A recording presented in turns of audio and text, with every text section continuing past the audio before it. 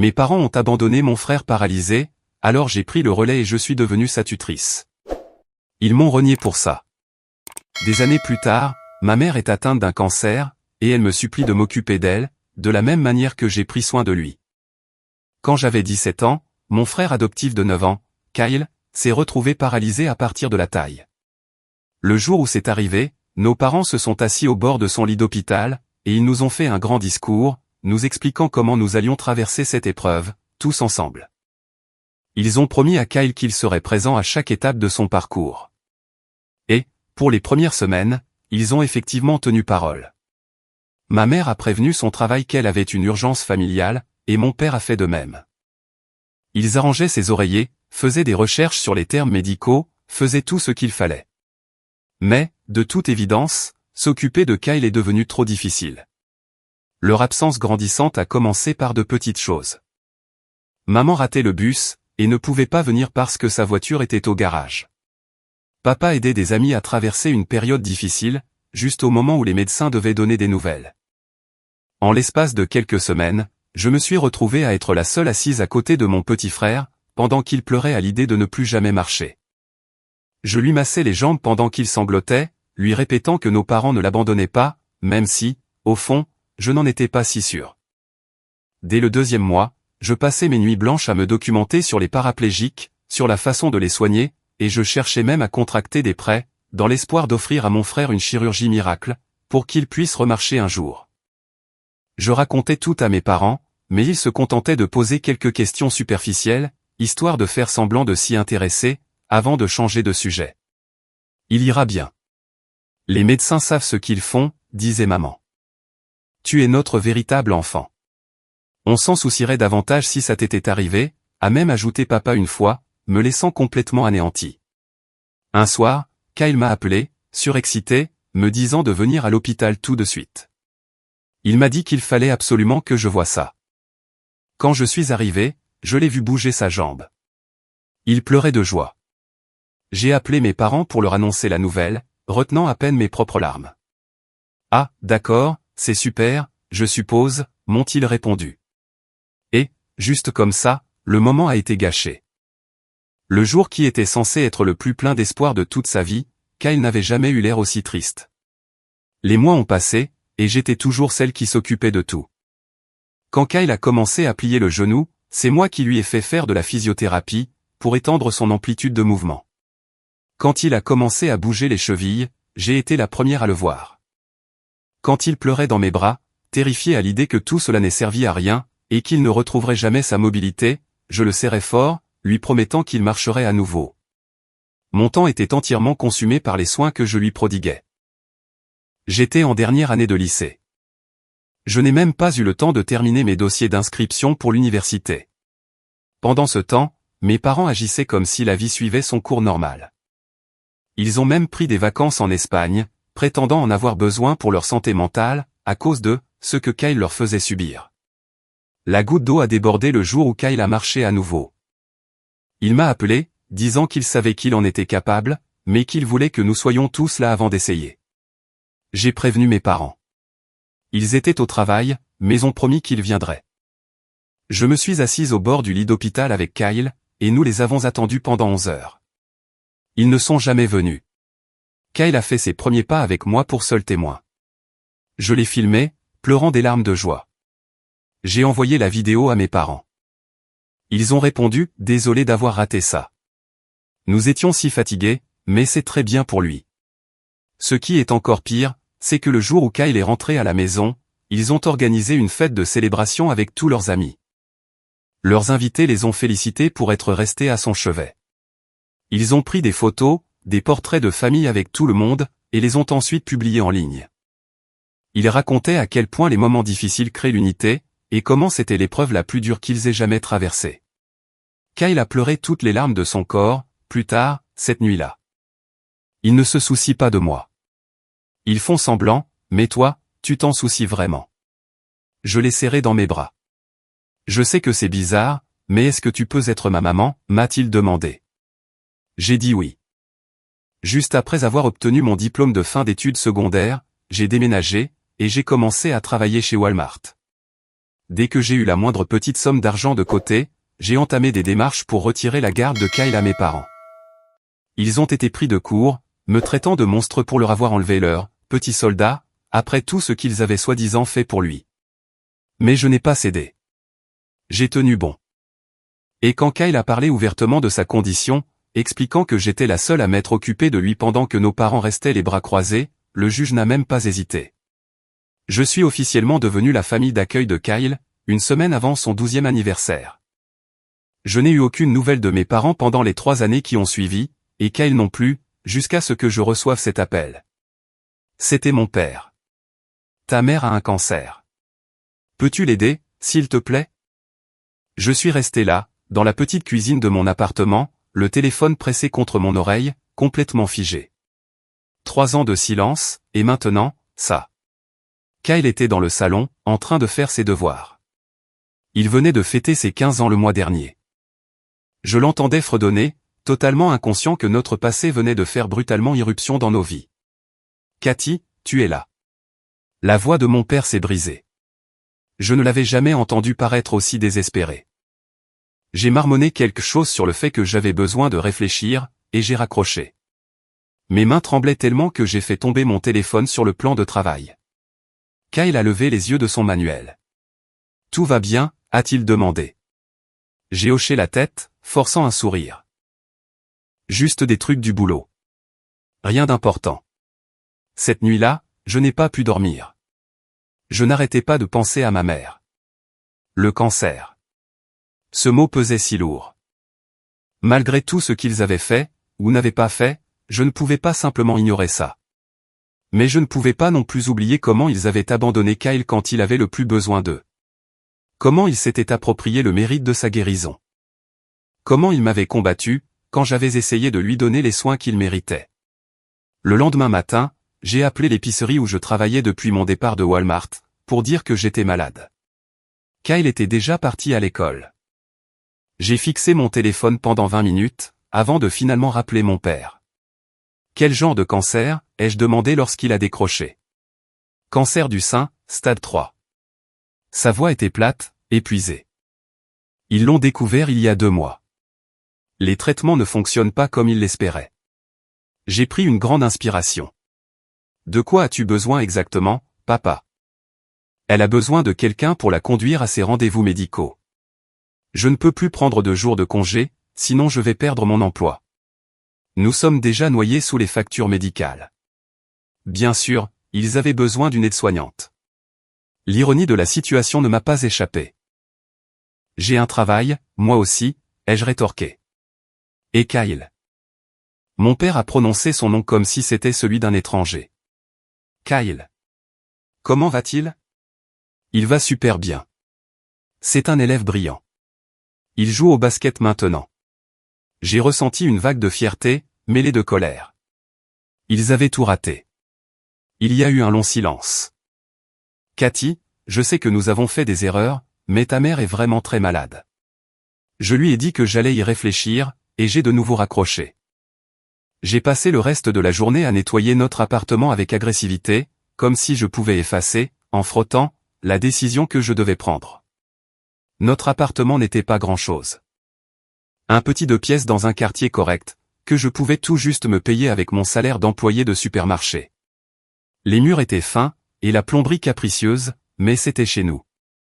Les trophées de basket de Kyle trônaient sur la petite étagère, à côté de mon diplôme de fin d'études, et de quelques photos encadrées de nous lors de ces matchs. Aucune photo de mes parents, nulle part. Quand Kyle est rentré, j'ai essayé d'agir normalement, mais il me connaissait trop bien. Quelque chose ne va pas, c'est sûr, a-t-il dit en laissant tomber son sac à dos près de la porte. Tu ne fais le ménage comme ça que quand tu es stressé. Je l'ai fait asseoir, et je lui ai parlé de l'appel. Son visage s'est vidé de toute expression. Ce même masque qu'il avait développé à l'hôpital, lorsque les médecins apportaient de mauvaises nouvelles. Un mécanisme d'autodéfense. Est-ce que tu vas les aider, a-t-il demandé doucement. Je ne sais pas, ai-je admis. Qu'est-ce que tu penses que je devrais faire?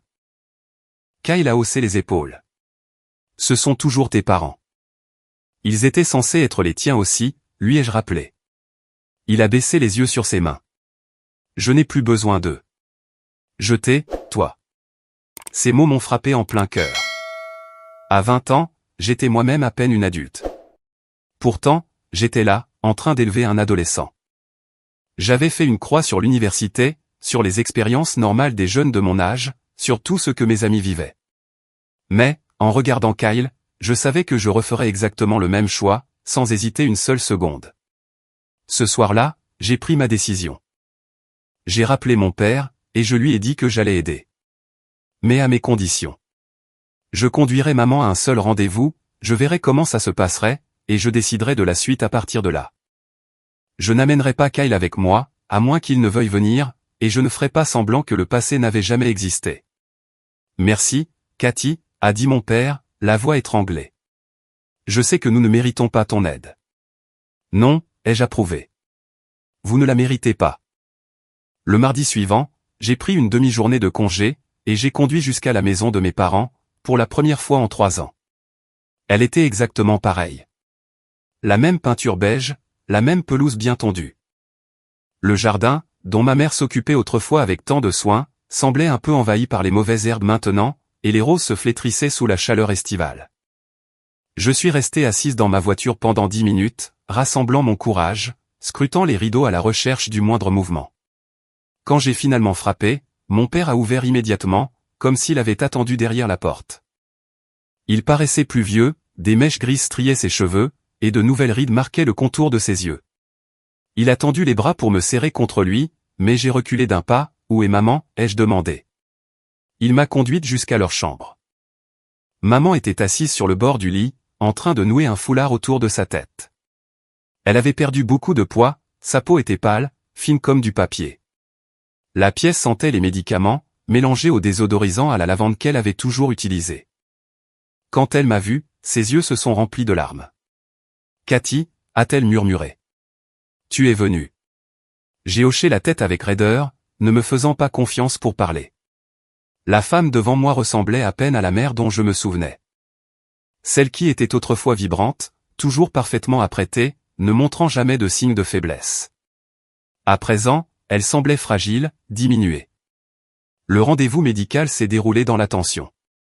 Je me suis assise dans la salle d'attente, pendant que maman recevait son traitement, entourée d'autres patients atteints de cancer, et de leurs proches.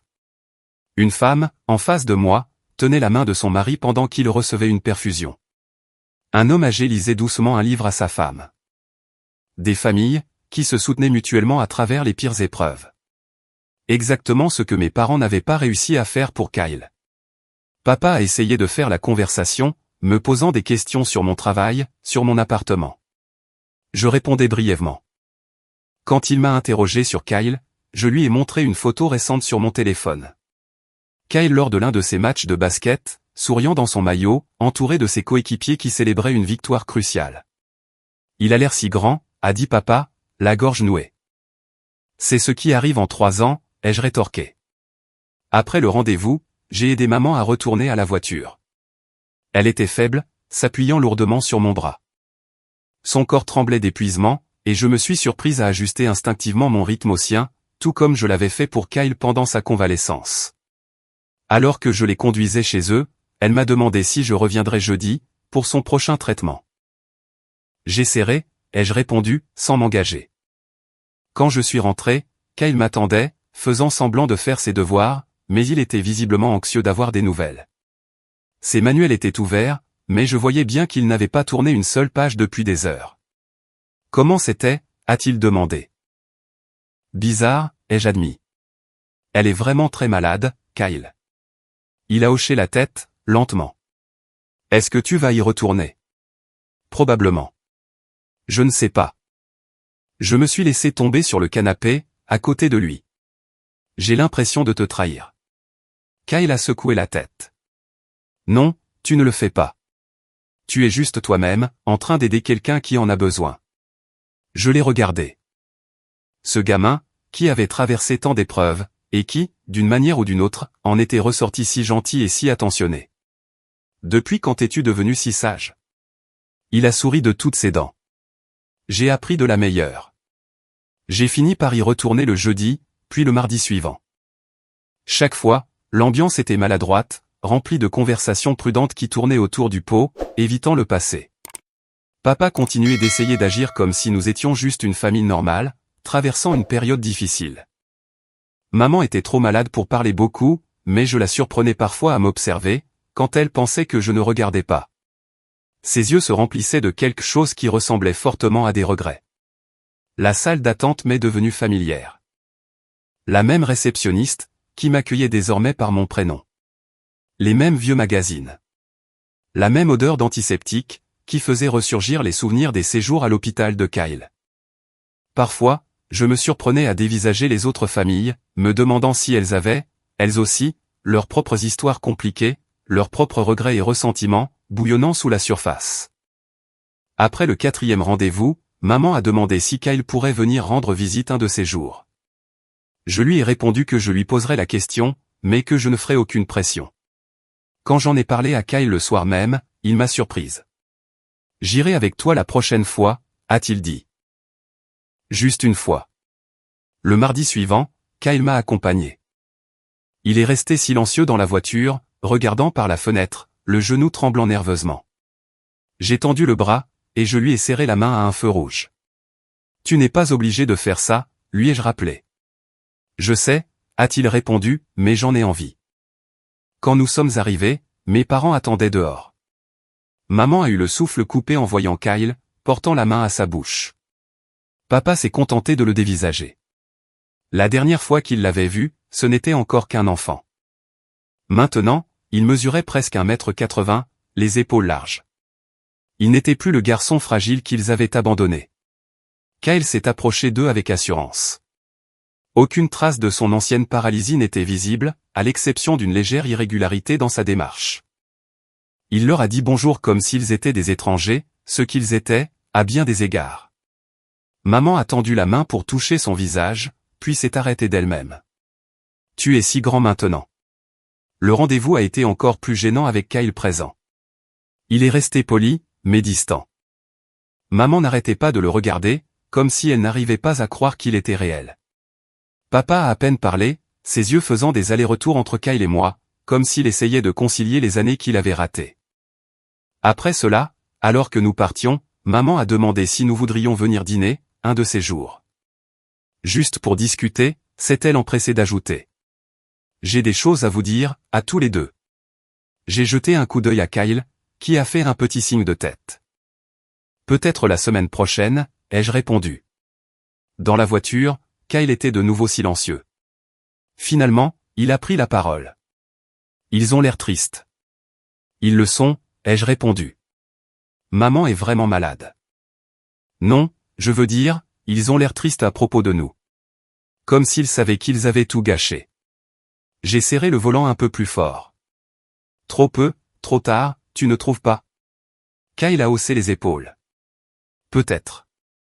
Je ne sais pas, nous avons roulé en silence pendant un moment. Les rues familières de notre enfance défilaient derrière les fenêtres.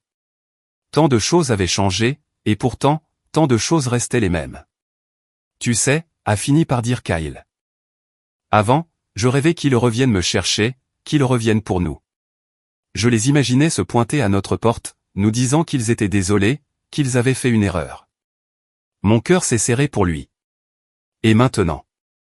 Maintenant, j'ai juste pitié d'eux, a-t-il ajouté. Ils ont tout raté. Cette nuit-là, j'ai reçu un autre appel de papa. Je m'attendais à d'autres tentatives de culpabilisation à propos du dîner, mais, au lieu de ça, il avait l'air paniqué. Maman est à l'hôpital. Son taux de globules blancs a chuté brutalement. Il la garde en observation. Je lui ai dit que nous viendrions le lendemain. Après avoir raccroché, je me suis assise sur mon lit, submergé. Une part de moi voulait les ignorer complètement, pour protéger Kyle et me protéger moi-même, afin de ne pas être blessé à nouveau. Mais une autre part se souvenait de la famille que nous étions, avant que l'accident de Kyle ne révèle la vraie nature de mes parents. Le lendemain, Kyle a insisté pour m'accompagner à l'hôpital. En traversant les couloirs stériles, j'ai ressenti une étrange impression de déjà-vu. Combien de fois avais-je arpenté ces mêmes couloirs pour rendre visite à Kyle? Maintenant, nous étions là pour ma mère. Maman avait l'air encore pire dans son lit d'hôpital, des tubes reliés à ses bras, des moniteurs bipant régulièrement à côté d'elle. Papa était avachi dans un fauteuil, ses vêtements froissés, comme s'il avait dormi dedans. C'était probablement le cas. Quand il nous a vus, il a bondi sur ses pieds. « Merci d'être venu », a-t-il dit, la voix brisée. Tous les deux. Kyle est resté en retrait, près de la porte, pendant que je m'approchais du lit. Les yeux de maman ont papillonné, et elle a esquissé un faible sourire en me voyant. Puis, son regard s'est posé sur Kyle, et des larmes ont coulé sur ses joues. « Mes garçons », a-t-elle murmuré. Je ne l'ai pas corrigé. Kyle n'était plus le sien. Il était le mien. Un médecin est entré pendant que nous étions là. Une grande femme, au regard bienveillant, nommée Dr Patel. Elle nous a expliqué que le système immunitaire de maman était gravement affaibli par la chimiothérapie. Il lui administrait des antibiotiques, et la surveillait de près, mais elle devrait rester à l'hôpital pendant au moins quelques jours. Quelqu'un peut-il rester avec elle, a demandé le docteur Patel. Les patients se rétablissent mieux lorsqu'ils sont soutenus par leur famille. Papa m'a regardé, avec un espoir désespéré dans les yeux. Je me suis senti prise au piège, coincée. Kyle s'est alors avancé. On peut faire des roulements, a-t-il dit doucement. N'est-ce pas, Cathy? Je voulais dire non. Je voulais rappeler à tout le monde que mes parents, eux, n'avaient pas fait de roulement quand Kyle avait eu besoin d'eux. Mais, en regardant le visage de Kyle, j'y ai vu quelque chose que je n'attendais pas. De la compassion. Pas pour le bien de mes parents, mais pour le mien. Il savait que je ne me pardonnerais jamais si je tournais le dos maintenant. C'est ça, ai-je répondu. On peut t'aider. Pendant les 3 jours qui ont suivi, nous avons sombré dans une routine épuisante. Papa restait à l'hôpital pour la nuit, puis il partait directement au travail le matin. Moi, j'arrivais après mon service matinal à l'épicerie. Kyle me rejoignait après les cours. Ensuite, nous rentrions ensemble à la maison, le soir venu. Maman dormait la plupart du temps, se réveillant parfois pour nous sourire faiblement, avant de se rendormir.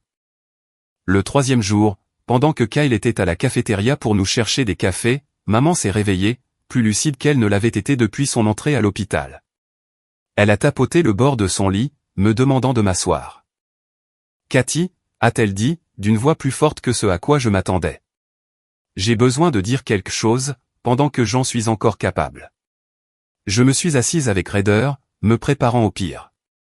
Allait-elle essayer de justifier ce qu'ils avaient fait, de trouver des excuses? Nous vous avons laissé tomber, tous les deux, a-t-elle dit simplement. Il n'y a aucune excuse à cela. Nous avons été égoïstes, et nous avons eu peur. Je ne m'attendais pas à ça. Je m'étais préparé au déni, à la manipulation, à la culpabilisation, mais pas à des aveux aussi directs.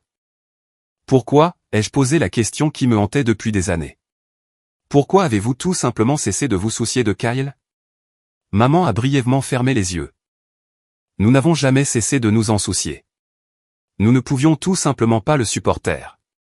Les médecins, les thérapies, l'incertitude. Nous nous sommes convaincus qu'il irait bien avec l'équipe médicale, et que tu étais assez grande pour aider. Elle a rouvert les yeux, me regardant droit dans les miens. Mais la vérité, c'est que nous avons été des lâches.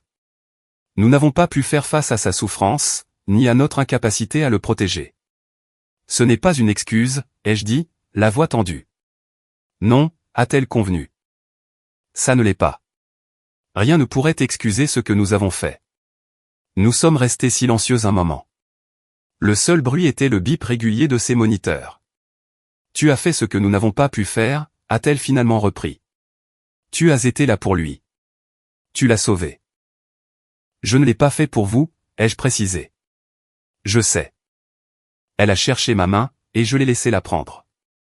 Sa peau était fine comme du papier contre la mienne. Tu l'as fait parce que tu l'aimes. Parce que tu es plus forte que nous ne l'avons jamais été. Kyle est revenu à ce moment-là, tenant 2 gobelets de café en équilibre. Il s'est arrêté sur le pas de la porte, sentant la tension. Tout va bien, a-t-il demandé. Maman s'est tournée vers lui, les larmes coulant à flot sur son visage maintenant. Kyle, je suis tellement désolé pour tout. Kyle a posé les cafés avec précaution. Il ne s'est pas précipité pour la réconforter. Il ne lui a pas offert un pardon immédiat. Au lieu de cela, il a tiré une chaise, de l'autre côté du lit, face à moi. Je vous détestais, a-t-il dit doucement. Tous les deux, pendant très longtemps. Maman a hoché la tête, acceptant la vérité. Ce n'est plus le cas aujourd'hui, a poursuivi Kyle. C'est juste que je ne ressens plus grand-chose pour vous maintenant. Son honnêteté était brutale, mais nécessaire. Maman a fermé les yeux, encaissant le coup. C'est de bonne guerre, a-t-elle murmuré. Papa est arrivé sur ses entrefaites, brisant cet instant. Il nous a regardés tour à tour, sentant qu'il avait raté quelque chose d'important. Maman a obtenu son congé de l'hôpital le lendemain, son état s'étant suffisamment stabilisé pour des soins à domicile. Le médecin a donné des instructions strictes concernant les médicaments, les signes avant-coureurs à surveiller, et les cas où il faudrait revenir immédiatement. Alors que nous l'aidions à monter dans la voiture, papa m'a prise à part. Viendras-tu toujours à la maison? Pour aider avec ses soins. J'ai hésité.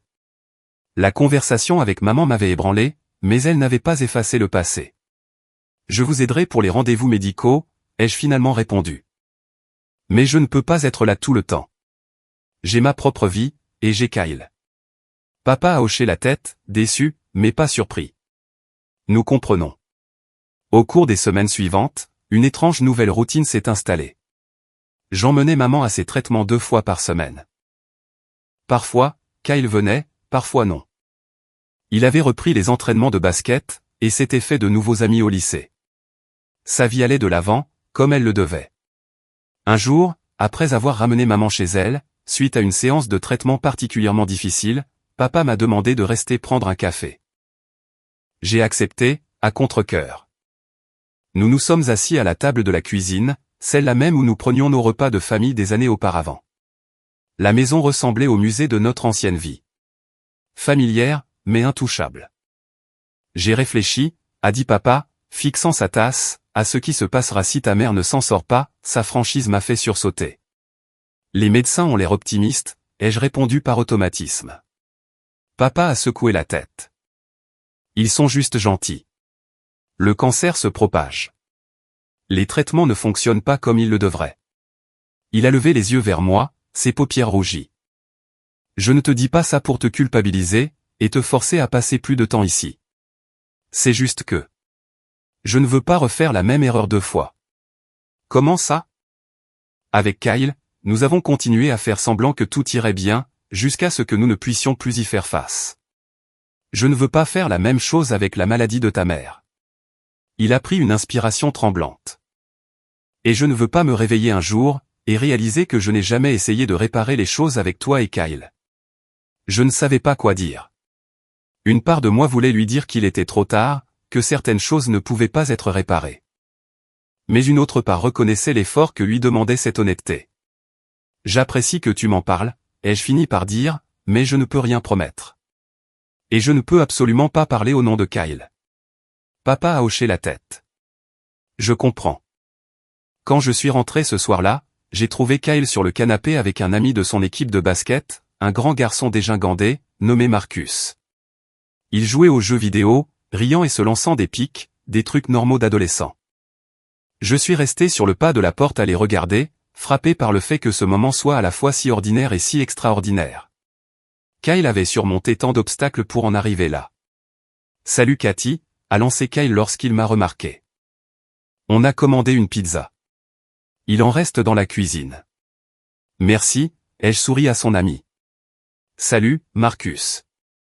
Bonjour, mademoiselle Cathy, a répondu Marcus, sans quitter l'écran des yeux. Kyle triche, au fait. C'est faux, a protesté Kyle, en donnant un coup de coude à son ami. Je les ai laissés à leur partie, et je suis allé dans la cuisine pour prendre une part de pizza froide. Mon téléphone a vibré. Un SMS de papa, maman demande si toi et Kyle voulaient venir dîner dimanche. Pas de pression. J'ai fixé le message, partagé. Au même instant, Kyle est entré pour prendre un soda. Tout va bien, a-t-il demandé en remarquant mon expression. Je lui ai montré le message. Qu'est-ce que tu en penses? Kyle a haussé les épaules. C'est toi qui vois. C'est nous qui voyons, les jeux corrigés. Ça te concerne, toi aussi. Il y a réfléchi un instant, ouvrant sa canette dans un sifflement. Je suppose qu'on pourrait y aller. Juste un dîner, non? On peut toujours partir plus tôt. Ce dimanche-là, nous nous sommes donc retrouvés de nouveau chez mes parents. Maman avait clairement fait des efforts pour le repas, malgré sa faiblesse. Du rôti de bœuf, le plat préféré de Kyle quand il était petit. Je me suis demandé s'il s'en souvenait encore. Papa tournait autour de nous anxieusement, remplissant les verres d'eau, demandant si nous avions besoin de quoi que ce soit. La conversation a d'abord été guindée. Maman a posé des questions sur le lycée, et Kyle a fait des réponses polies, mais brèves. Papa a mentionné un projet au travail. J'ai parlé d'une promotion que j'espérais obtenir à l'épicerie. Des discussions de repas de famille normale, sauf que nous n'étions pas une famille normale. Puis, maman a sorti un album photo que je n'avais jamais vu auparavant. J'ai assemblé ça, a-t-elle expliqué, les mains tremblant légèrement alors qu'elle l'ouvrait, depuis que je suis tombé malade. À l'intérieur, il y avait des photos des matchs de basket de Kyle. Des photos récentes, visiblement récupérées sur les réseaux sociaux du lycée. On y voyait Kyle marquer un panier à 3 points, Kyle avec son équipe après avoir remporté un tournoi, Kyle à ce qui ressemblait à un bal de promo, avec une fille que j'ai reconnue comme étant son amie, Alicia. « Comment as-tu eu ça ?» ai-je demandé, perturbé. J'ai suivi la page Facebook de l'école, a avoué maman. Je sais que ça fait un peu effrayant. Je voulais juste le voir grandir, même si c'était de loin. Kyle a fixé l'album, le visage indéchiffrable. Puis, il a levé les yeux vers maman. Vous auriez simplement pu demander à Cathy de vous envoyer des photos. Je ne pensais pas qu'elle voudrait les partager avec nous, a dit maman doucement. Nous ne les méritions pas, cette vérité est restée suspendue dans l'air, entre nous. Kyle a tendu la main vers l'album, tournant lentement les pages. Celle-là, c'est de la demi-finale d'État, a-t-il dit, en pointant une photo du doigt. On a perdu, mais c'était serré. C'était une toute petite ouverture, mais maman l'a saisie au vol. Est-ce que tu étais nerveux? Et, tout simplement comme ça, Kyle a commencé à parler de basket, de son équipe, de son entraîneur, de son programme de préparation physique. Maman et papa l'écoutaient attentivement, posant des questions, sincèrement intéressés. Je me suis adossé à ma chaise, observant cette danse prudente se dérouler sous mes yeux. Ce n'était pas tout à fait du pardon, mais cela ressemblait à une forme de reconnaissance. Après le dîner, alors que nous nous préparions à partir, maman a tendu une petite boîte à Kyle. J'ai trouvé ça dans le grenier, a-t-elle dit. J'ai pensé que tu en voudrais peut-être. À l'intérieur se trouvait un minuscule trophée de basket, datant de quand Kyle avait 7 ans. Sa toute première saison, avant l'accident. J'avais complètement oublié son existence. Kyle l'a retourné entre ses mains. Je me souviens de ça, a-t-il dit doucement. Coach Ronald me l'avait donné, même si j'étais nul. Tu n'étais pas nul, a dit papa. Tu étais en train d'apprendre. Kyle a glissé le trophée dans sa poche. Merci, a-t-il simplement dit.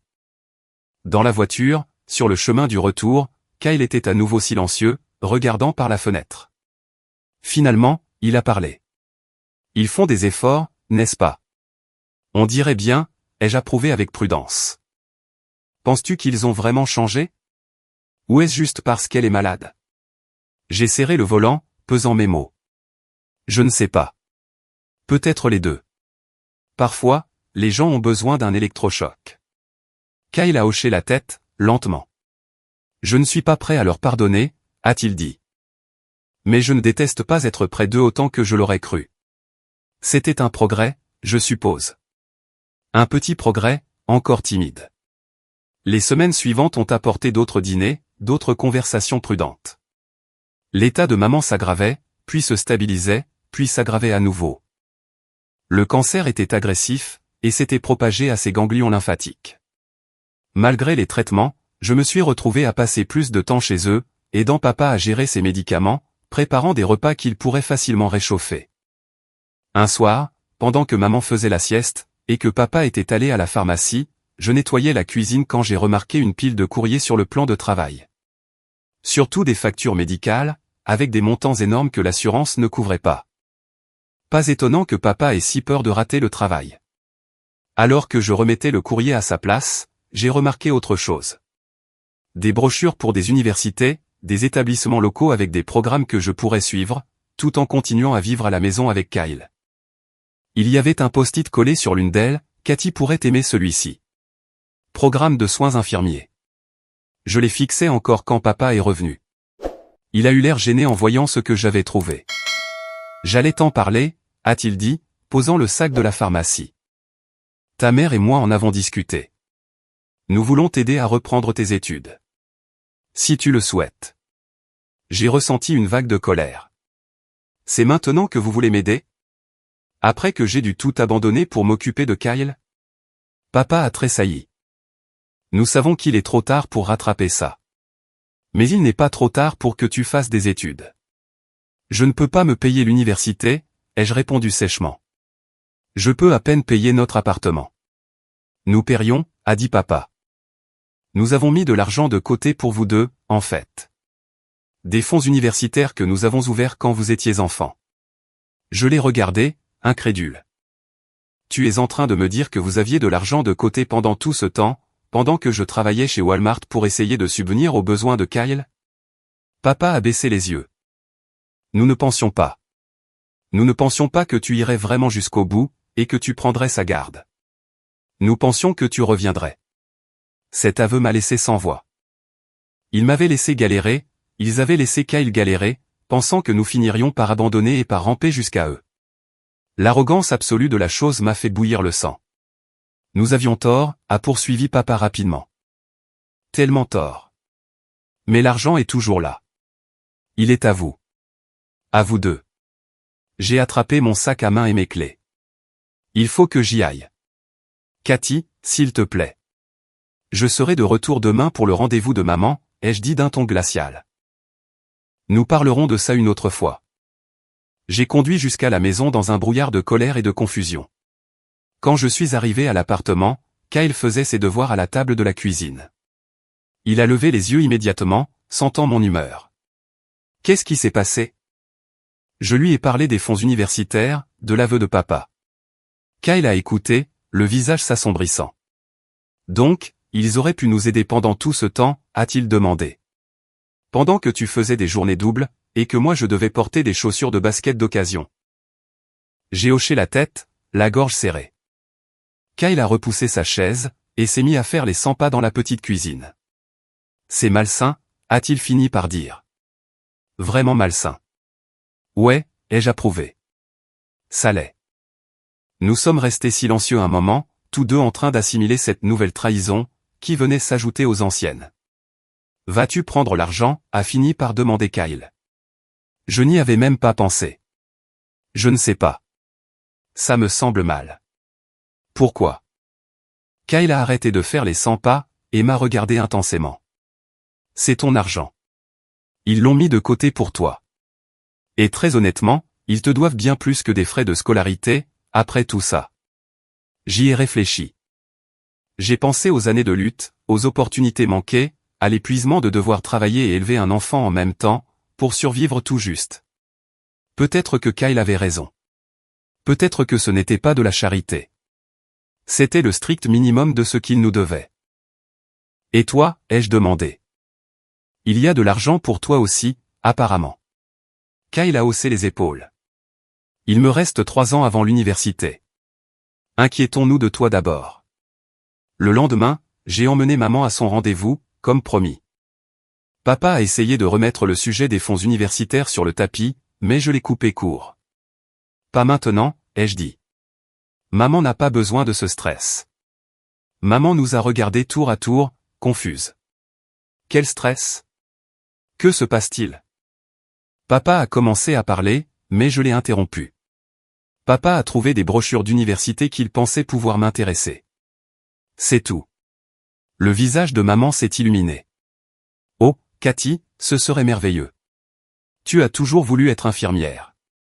J'étais surprise qu'elle s'en souvienne. C'était un rêve que j'avais au lycée, avant que tout n'arrive avec Kyle. Peut-être un jour, ai-je dit sans m'engager. Après le rendez-vous, maman était épuisée. Je l'ai aidée à se mettre au lit, pendant que papa préparait du thé dans la cuisine. Alors que j'ajustais ses oreillers, elle m'a attrapé le poignet avec une force surprenante. Prends l'argent, Cathy, a-t-elle dit, le regard intense. Ne laisse pas nos erreurs gâcher ton avenir aussi. Je l'ai dévisagé. Tu étais au courant. Bien sûr que oui. Elle a lâché mon poignet, et s'est enfoncée dans ses oreillers. C'était mon idée d'ouvrir ses comptes en premier lieu, il y a des années. Je ne savais pas quoi répondre. Maman a fermé les yeux, paraissant soudainement tout aussi malade qu'elle l'était réellement. Nous vous avons si gravement laissé tomber tous les deux, a-t-elle murmuré. S'il te plaît, ne gâche pas tes propres chances parce que tu es trop fier pour accepter de l'aide aujourd'hui. Ces mots m'ont poursuivi toute la journée. Ce soir-là, j'en ai reparlé avec Kyle. Je pense que tu devrais le faire, a-t-il dit fermement. Va à la fac. Deviens infirmière. Tu serais incroyable dans ce domaine. Et toi, alors, ai-je demandé. Je ne peux pas me concentrer uniquement sur moi maintenant. Kyle a levé les yeux au ciel. J'ai 15 ans, pas 5. Je peux gérer le fait que tu aies des cours. Et puis, ce n'est pas comme si tu allais déménager loin d'ici. J'y ai réfléchi davantage les jours suivants. L'idée de poursuivre enfin mes propres rêves était à la fois exaltante et terrifiante. Je m'étais concentré uniquement sur la survie, la mienne et celle de Kyle, pendant si longtemps, que je me souvenais à peine de ce que ça faisait d'avoir des désirs pour moi-même. Le dimanche suivant, au dîner, j'ai abordé le sujet. J'ai réfléchi à cette histoire d'université, ai-je dit prudemment. Si l'offre est sérieuse, je pourrais être intéressé à me renseigner. L'espoir qui a traversé le visage de mes parents était presque douloureux à voir. Bien sûr que c'est sérieux, s'est empressé de dire papa. Nous pouvons regarder les finances ensemble, quand tu veux. Je devrais continuer à travailler à temps partiel, ai-je précisé. Et il faudrait que ce soit quelque part pas trop loin, pour que je puisse toujours être à la maison pour Kyle. Tout ce dont tu as besoin, a dit maman, tendant le bras à travers la table pour me serrer la main. On s'arrangera. Le lendemain, papa m'a montré les comptes. Ils étaient suffisamment approvisionnés pour couvrir 4 ans à l'université d'État pour chacun de nous, avec de l'argent en plus pour les livres et les dépenses. J'ai ressenti un mélange complexe d'émotions en regardant ces relevés bancaires. Du soulagement à l'idée que mon rêve soit enfin réalisable. De la colère de savoir que ce filet de sécurité avait existé depuis le début, pendant que nous luttions. De la confusion quant à ce que signifierait le fait d'accepter cet argent, par rapport à notre fragile réconciliation avec mes parents. Sans aucune condition, a précisé papa, comme s'il lisait dans mes pensées. Cet argent est à toi et à Kyle, quoi qu'il arrive par ailleurs. J'ai hoché la tête, sans me faire confiance pour parler. Ce soir-là, j'ai envoyé ma candidature au programme de soins infirmiers du collège communautaire local. C'était un début. Je pourrais toujours être transféré à l'université plus tard, si les choses se passaient bien.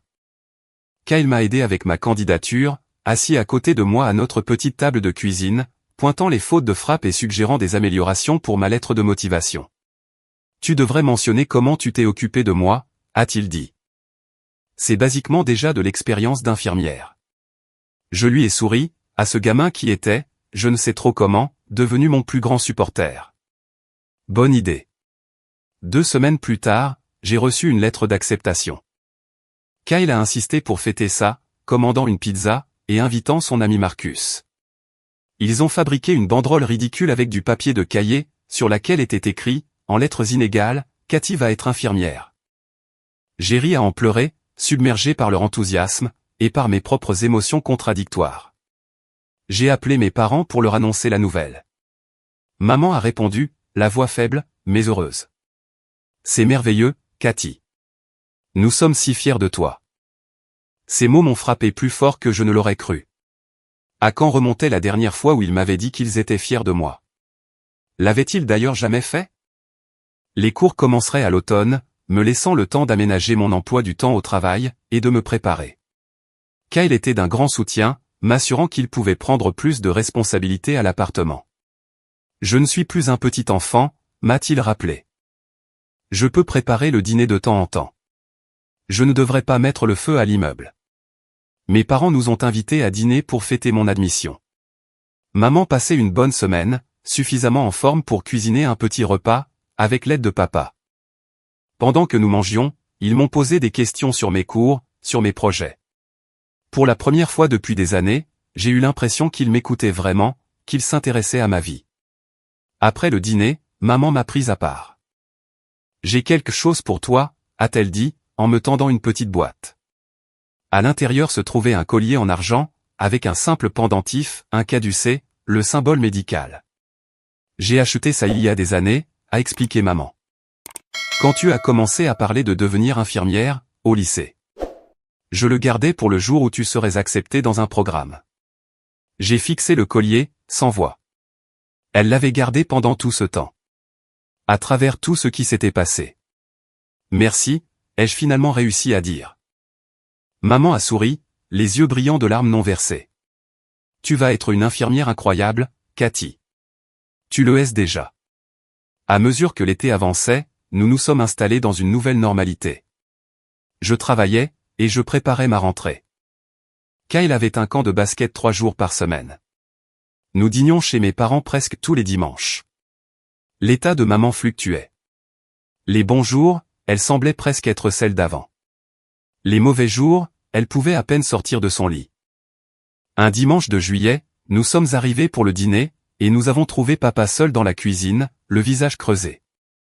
Maman ne se sent pas bien, a-t-il expliqué. Elle se repose. Nous avons mangé en silence. L'ambiance était lourde. Après le dîner, je suis allé prendre de ses nouvelles, pendant que Kyle aidait papa à faire la vaisselle. Elle était réveillée, calée sur des oreillers, paraissant plus frêle que jamais. Désolée d'avoir raté le dîner, a-t-elle dit, d'une voix à peine audible. Ne t'inquiète pas pour ça. Je me suis assise au bord de son lit. Est-ce que je peux t'apporter quelque chose? Elle a secoué la tête, puis a tapoté l'espace à côté d'elle. Assieds-toi avec moi un moment. Je l'ai fait, et nous avons parlé. Vraiment parlé, pour ce qui m'a semblé être la première fois depuis une éternité. De mes futurs cours, des perspectives de Kyle au basket, du passé, des erreurs, des regrets, et de l'avenir, aussi long ou aussi court soit le sien. Je veux que tu saches quelque chose, a-t-elle fini par dire, sa voix se fatiguant. Ton père et moi.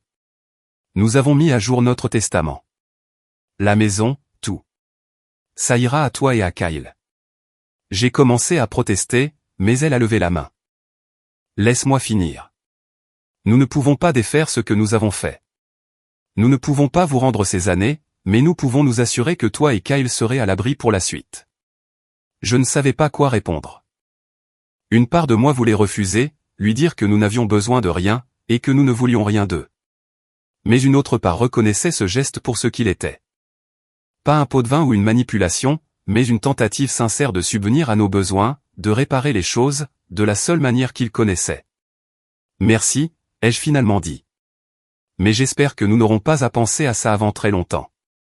Maman a souri tristement. Moi aussi, mon chéri. Moi aussi. Alors que nous rentrions ce soir-là, Kyle était inhabituellement silencieux. Ça va, ai-je demandé.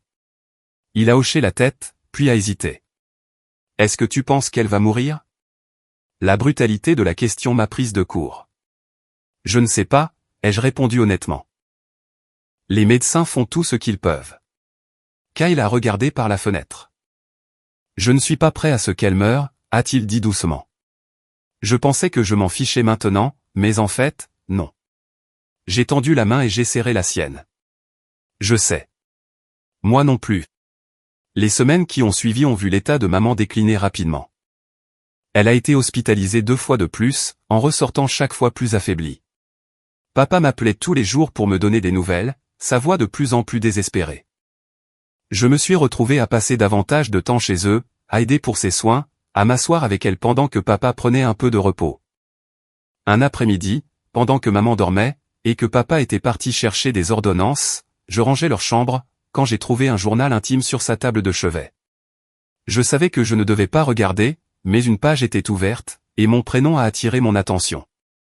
Cathy est encore venue aujourd'hui, avait-elle écrit d'une main tremblante. Elle est si forte, si compétente. Je la regarde avec Kyle, et je ressens à la fois une telle fierté, et une telle honte. De la fierté pour la femme qu'elle est devenue. De la honte, parce que nous les avons laissés tomber tous les deux, de manière si absolue. Si je pouvais revenir en arrière.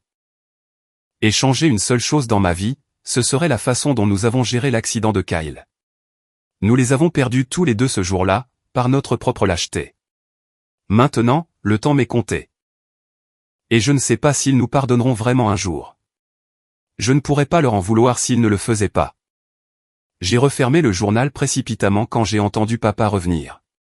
Mais les mots sont restés en moi, résonnant dans mon esprit alors que je rentrais chez moi, alors que j'aidais Kyle à préparer le dîner, et alors que je restais éveillé cette nuit-là, à fixer le plafond. Le pardon? Était-ce seulement possible après tout ça? Est-ce que je voulais leur pardonner? Et Kyle, le voulait-il? Le lendemain, c'était le premier match de basket du championnat d'été de Kyle. Il était meneur titulaire, une position pour laquelle il avait travaillé dur toute l'année. J'avais demandé mon jour de congé au travail des semaines à l'avance, déterminé à ne pas manquer ça. Ce matin-là, pendant que nous prenions le petit déjeuner, mon téléphone a sonné. C'était papa, la voix étranglée par la panique. Maman est de nouveau à l'hôpital. C'est grave cette fois, Cathy. Vraiment grave. J'ai senti mon estomac se nouer. Grave comment? Qu'est-ce que disent les médecins? Sa voix s'est brisée. Il parle en jours, peut-être. Plus en semaines. J'ai regardé Kyle de l'autre côté de la table, tout excité pour son match, ignorant que notre fragile nouvelle normalité était sur le point de voler en éclats à nouveau. Je serai là dès que possible, ai-je dit à papa. J'ai juste besoin de régler quelque chose d'abord. Après avoir raccroché, Kyle m'a regardé avec interrogation. Maman? J'ai hoché la tête. Elle est de retour à l'hôpital. Ce n'est pas bon signe. Le visage de Kyle s'est décomposé. Mon match. Point est important, ai-je fini pour lui. À quelle heure ça commence? 16 heures, a-t-il dit. Mais Cathy, si maman va vraiment mal. Je vais trouver une solution, ai-je promis. Laisse-moi passer quelques coups de fil. J'ai rappelé papa, et je lui ai expliqué pour le match de Kyle. À ma grande surprise, il a tout de suite compris. Va au match, a-t-il dit fermement. Maman voudrait ça. Venez après. Ensuite, j'ai appelé la mère de Marcus, Christine, avec qui j'avais sympathisé au cours de l'année passée. Elle a accepté de récupérer Kyle pour le match s'il le fallait, sans poser de questions. Et Cathy, a-t-elle ajouté avant de raccrocher, quoi qu'il se passe, nous sommes là pour vous deux. Toute l'équipe l'est. J'ai ressenti une vague de gratitude pour cette communauté que nous avions bâtie, ce système de soutien qui n'avait rien à voir avec la biologie, et tout à voir avec une véritable affection. J'ai passé la matinée à l'hôpital avec maman. Elle était inconsciente la plupart du temps, le cancer et les médicaments la tirant vers le fond. Papa était assis à côté de son lit, lui tenant la main, l'air perdu. Lors d'un bref moment de lucidité, maman a ouvert les yeux, et m'a vu. Cathy, a-t-elle chuchoté. Le match de Kyle. C'est cet après-midi, lui ai-je dit, surprise qu'elle s'en souvienne. Vas-y, a-t-elle dit, sa voix à peine audible. Dis-lui. Si fier. J'ai senti les larmes me monter aux yeux. Je le ferai. J'ai laissé papa, en promettant de revenir après le match. De retour à la maison, j'ai trouvé Kyle dans sa chambre, fixant son maillot de basket étalé sur le lit. Peut-être que je ne devrais pas y aller, a-t-il dit quand il m'a vu, si maman est en train de mourir. Je me suis assise à côté de lui sur le lit. Maman a spécifiquement demandé de te dire qu'elle est fière de toi, et elle veut que tu joues. Kyle a levé la tête, surpris. Elle a dit ça aujourd'hui? J'ai hoché la tête. Elle s'est souvenue que ton match était aujourd'hui. Il est resté silencieux un instant, assimilant l'information. Puis, il a attrapé son maillot. Ok, je vais jouer. Le match a été intense. L'équipe de Kyle affrontait ses plus grands rivaux. J'étais assise dans les gradins, essayant de me concentrer sur l'action, pendant que mon téléphone pesait lourdement dans ma poche, prêt à vibrer au moindre message de papa. Kyle a joué de façon magistrale, marquant 20 points, et réussissant le tir de la victoire dans les dernières secondes. La foule a explosé, et ses coéquipiers l'ont soulevé sur leurs épaules. J'ai applaudi avec tout le monde, les larmes coulant sur mon visage. De la joie pour le triomphe de Kyle, mêlée au chagrin de ce qui se passait à l'hôpital, de ce qui allait arriver. Pendant que la célébration battait son plein, je me suis éclipsé pour appeler papa. Du nouveau, ai-je demandé. Non, a-t-il dit. Elle dort, maintenant. Comment s'est passé le match? Kyle a été incroyable, lui ai-je répondu. Ils ont gagné. Bien, a dit papa, la voix nouée. c'est bien. Après la célébration de l'équipe, j'ai dit à Kyle que nous devions aller à l'hôpital. Il a hoché la tête, son aura de victoire s'estompant alors que la réalité reprenait le dessus. Nous avons fait le trajet en silence, chacun perdu dans ses propres pensées. À l'hôpital, nous avons trouvé papa exactement là où je l'avais laissé, tenant la main de maman. Elle était toujours inconsciente, sa respiration était superficielle. La pièce était plongée dans la pénombre, seule la lueur des moniteurs éclairait son visage pâle. Kyle s'est approché du lit avec hésitation. Il était déjà venu voir maman à l'hôpital, mais là, c'était différent. Ça semblait définitif. On a gagné, a-t-il dit doucement, en prenant son autre main. J'ai marqué le panier de la victoire. Maman n'a pas répondu, elle n'a pas ouvert les yeux, mais je jure que ses doigts ont légèrement tressailli dans la main de Kyle. Une ultime reconnaissance. Nous sommes restés toute la nuit, somnolents à tour de rôle dans les chaises inconfortables de l'hôpital. Les infirmières entraient et sortaient, ajustant les médicaments, vérifiant ses constantes. Vers l'aube, la respiration de maman a changé, devenant plus laborieuse.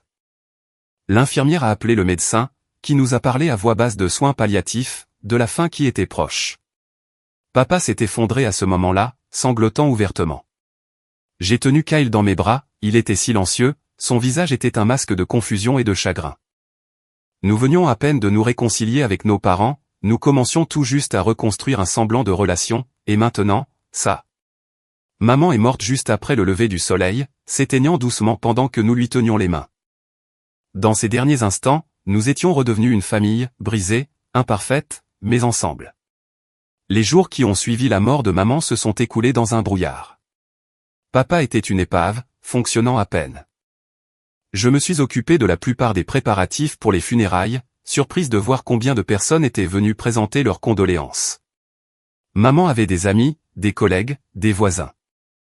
Des gens qui ne savaient rien de notre histoire familiale compliquée, et qui la connaissaient juste comme la voisine sympathique de la rue, ou comme une chef de bureau efficace. Kyle est resté près de moi tout au long de la cérémonie, cherchant parfois ma main lorsque les émotions menaçaient de le submerger. Papa a prononcé un éloge funèbre hésitant, s'effondrant à plusieurs reprises. Je n'ai pas pris la parole, incapable de trouver les mots. Après les funérailles, les gens se sont rassemblés chez mes parents, notre ancienne maison. C'était étrange de me déplacer dans ces pièces familières, acceptant les condoléances d'inconnus, servant la nourriture sur des assiettes dont je me souvenais des dîners de mon enfance. Kyle est resté collé à ses coéquipiers de basket, qui étaient venus en force, leur maladresse d'adolescent tempérée par une sollicitude sincère. Alors que la foule se clairsemait, papa m'a trouvé dans la cuisine, en train de laver de la vaisselle qui n'avait pas vraiment besoin de l'être. Merci, a-t-il dit simplement. Pour tout. J'ai hoché la tête, ne me faisant pas confiance pour parler. Je sais que ça ne change rien, a-t-il poursuivi. Mais je veux que tu saches, ta mère et moi, nous étions tellement fiers de toi.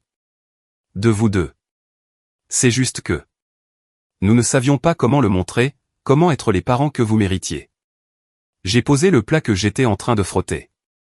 Je sais, papa. Et je le savais. Pas d'une manière qui effaçait la blessure, ni qui justifiait leurs actes, mais de cette façon complexe qui naît quand on comprend que les gens peuvent aimer imparfaitement, échouer de manière catastrophique, et pourtant, ressentir de véritables regrets. Dans les semaines qui ont suivi, papa et moi avons établi une nouvelle relation, très prudente. Il venait au match de basket de Kyle, s'asseyant maladroitement à côté de moi dans les gradins. Il m'a aidé à emménager dans ma résidence universitaire au début des cours, portant des cartons sur 3 étages, sans jamais se plaindre. Il dînait avec nous la plupart des dimanches, apportant des courses qui semblaient toujours être exactement ce dont nous avions besoin. Kyle abordait cette nouvelle version de papa avec un optimisme prudent. Il n'était pas proche, et ne le serait peut-être jamais, mais il y avait une aisance grandissante entre eux. Parfois, je rentrais des cours pour les trouver en train de regarder du basket à la télévision, débattant de bonne grâce sur les joueurs et les stratégies. Mes études d'infirmière étaient difficiles, mais épanouissantes. Je rentrais à la maison épuisé, le cerveau rempli de termes d'anatomie et de dosage de médicaments, pour trouver Kyle en train de faire ses devoirs à la table de la cuisine, le dîner déjà prêt. Parfois, papa était là lui aussi, aidant Kyle avec des problèmes de maths, ou lui tenant simplement compagnie. Tu n'es pas obligé de faire tout ça, ai-je dit à papa un jour, après qu'il a réparé le lavabo de notre salle de bain qui fuyait, et remplit notre réfrigérateur dans la même foulée. Je sais, a-t-il répondu, mais j'en ai envie. Si tu me le permets. Et je le lui ai permis, progressivement. Non pas parce que j'avais oublié, ou parce que tout était magiquement réparé, mais parce que s'accrocher à la colère était épuisant, et parce que Kyle méritait d'avoir le peu de famille prêt à s'investir pour lui maintenant. Un soir, environ 6 mois après la mort de maman, papa a apporté une boîte contenant ses affaires, pensant que nous pourrions en vouloir. Des albums photos, des bijoux, quelques livres. Tout au fond, il y avait une enveloppe scellée, avec mon prénom écrit de l'écriture de maman. J'ai attendu d'être seul pour l'ouvrir. À l'intérieur, se trouvait une lettre, datée de quelques semaines avant sa mort. Cathy, commençait-elle, si tu lis ceci, c'est que je suis parti. Il y a tant de choses que je veux te dire. Tant de choses que j'aurais dû dire pendant que je le pouvais encore. Tout d'abord, merci. Merci d'avoir été la mère dont Kyle avait besoin. Quand j'en étais incapable. Merci pour ta force, ta compassion, ton pardon, même lorsque nous ne le méritions pas. Deuxièmement, je suis désolé. Désolé et ne commence même pas à couvrir ce que je ressens, je sais, mais je suis si profondément. Si sincèrement désolé de vous avoir laissé tomber tous les deux. D'avoir fait passer mes propres peurs et mes propres faiblesses avant les besoins de Kyle, et de t'avoir laissé porter un fardeau qui aurait dû être le nôtre. Enfin. Je veux que tu saches à quel point je suis fier de la femme que tu es devenue. Pas grâce à nous, mais malgré nous. Tu es tout ce que j'aurais aimé être, courageuse, altruiste, inébranlable. Kyle a de la chance de t'avoir. Ton père a de la chance de t'avoir. J'ai eu de la chance de t'avoir. Même quand je ne l'appréciais pas à sa juste valeur. J'espère qu'un jour, tu pourras nous pardonner. Mais même si tu n'y arrives pas, sache s'il te plaît que nous vous avons aimés tous les deux. Imparfaitement, mais totalement. Vis ta vie, Cathy. Sois heureuse. Tu l'as bien mérité. J'ai replié la lettre soigneusement, et je l'ai remise dans son enveloppe. Puis, j'ai appelé Kyle dans ma chambre, et je la lui ai lue. Nous sommes restés assis ensemble sur mon lit, ensuite, sans parler. Juste en étant là, l'un avec l'autre. Est-ce que tu leur pardonnes, a finalement demandé Kyle. J'y ai réfléchi. J'y travaille, ai-je dit honnêtement. Ce n'est pas un simple oui ou non. Kyle a hoché la tête. Moi aussi. Cette nuit-là, j'ai ajouté la lettre de maman à une boîte à souvenirs que je gardais pour Kyle. Des photos de ses premiers pas après l'accident, des coupures de journaux sur ses matchs de basket, des cartes d'anniversaire que je lui avais écrites au fil des ans. Notre histoire. Compliquée, douloureuse et magnifique. 2 ans plus tard, j'ai obtenu mon diplôme d'infirmière, avec les honneurs. Kyle, désormais en dernière année de lycée, et avec des bourses universitaires de basket à l'horizon, a applaudi bruyamment dans le public. Papa était assis à côté de lui, plus vieux mais plus apaisé, applaudissant jusqu'à s'en rougir les mains. Après la cérémonie, alors que nous posions pour des photos, papa m'a tendu une enveloppe. De la part de ta mère, a-t-il expliqué. Elle m'a demandé de te la donner quand tu obtiendrais ton diplôme. À l'intérieur se trouvait un gros chèque, le reste de mon fonds universitaire, suffisant pour couvrir ma licence en soins infirmiers, et un mot pour la prochaine étape, maman. J'ai regardé papa, les yeux pleins de questions. Elle savait que tu irais jusque-là, a-t-il dit simplement. Elle n'en a jamais douté. Ce soir-là, nous avons fêté ça dans notre appartement. Ce n'était plus le tout petit endroit de nos débuts, mais un logement légèrement plus grand, dans lequel nous avions emménagé l'année dernière, avec l'aide de papa. Les trophées de basket de Kyle s'alignaient sur les étagères, à côté de mes prix d'école d'infirmière, et de photos encadrées de nous trois, prises lors de divers événements au cours des 2 dernières années. En regardant notre famille imparfaite et reconstruite, j'ai pensé au chemin long et sinueux qui nous avait menés ici. La douleur et la trahison, les pas lents et hésitants vers la réconciliation, le deuil, et la croissance. À quoi tu penses, a demandé Kyle, remarquant mon expression. À tout, simplement, ai-je dit. À quel point les choses sont différentes aujourd'hui. Kyle a hoché la tête, comprenant. Différentes en bien, n'est-ce pas? Je lui ai souri. À ce jeune homme incroyable, qui avait surmonté tant d'épreuves, et qui m'avait appris bien plus sur la résilience et le pardon qu'il ne le saurait jamais. Ouais, ai-je répondu. Différentes en bien.